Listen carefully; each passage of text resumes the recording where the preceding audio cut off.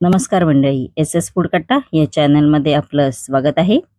पिठलं तर तुम्ही खाल्लं असेल, पण कधी गावरान झणझणीत असं पिठलं खाल्लं आहे का?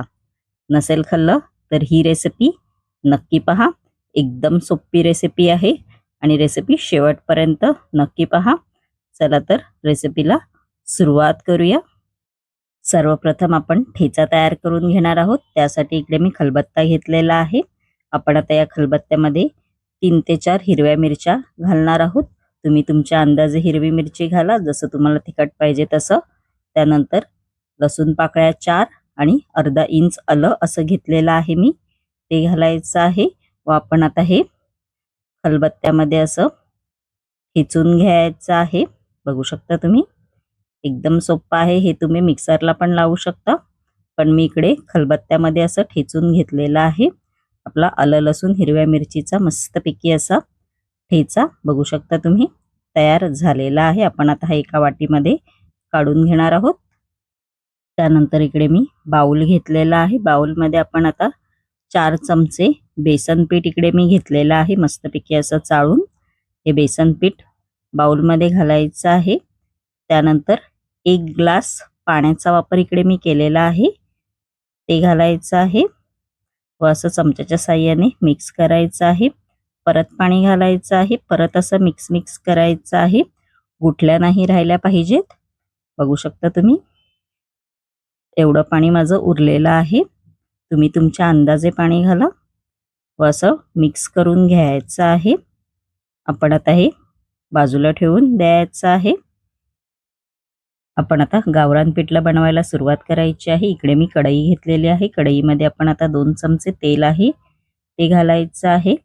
त्यानंतर अर्धा चमचा जिरं, अर्धा चमचा मोहरी घेतली आहे मी, ती घालणार आहोत. त्यानंतर 4 ते 5 कढीपत्त्याची पानं घेतलेली आहेत मी, ती घालायची आहेत. एक मध्यम आकाराचा इकडे कांदा घेतलेला आहे असा चिरून बारीक, तो घालायचा आहे. व मीडियम फ्लेमवर आपण आता हा कांदा आहे तो परतवून घेणार आहोत. कांदा जास्त ओव्हरकुक नाही करायचा आहे, बघू शकता तुम्ही. त्यानंतर जो आपण हिरव्या मिरचीचा ठेचा तयार केलेला होता, तो घालायचा आहे व 1 ते 2 मिनिटं आपण परतवून घेणार आहोत मीडियम फ्लेमवरती. मस्तपैकी असा सुगंध सुटलेला आहे फोडणीचा. त्यानंतर जे आपण बेसनाचं बॅटर तयार केलेलं आहे, ते घालायचं आहे. गॅसची फ्लेम इकडे मीडियमच ठेवा व असं चमच्याच्या साहाय्याने ढवळत राहायचं आहे. बघू शकता तुम्ही, इकडे मी हळदीचा पण वापर नाही केलेला आहे, तरी पण बघू शकता पिठलं आपलं मस्तपैकी अशी पिवळसर झालेला आहे. असं ढवळत राहायचं आहे मीडियम फ्लेमवरती. आणि बघू शकता थोडंसं असं आपलं पिठलं आहे ते दाटसर होत आलेलं आहे. मस्तपैकी उकळी आलेली आहे, बघू शकता तुम्ही. आपण आता याच्यामध्ये चवीनुसार मीठ आहे ते घालायचं आहे व परत आपण हे परतवून घ्यायचं आहे मीडियम फ्लेमवर 1 ते 2 मिनिटं चांगलं. बघू शकता मस्तपैकी असं दाटसर झालेलं आहे.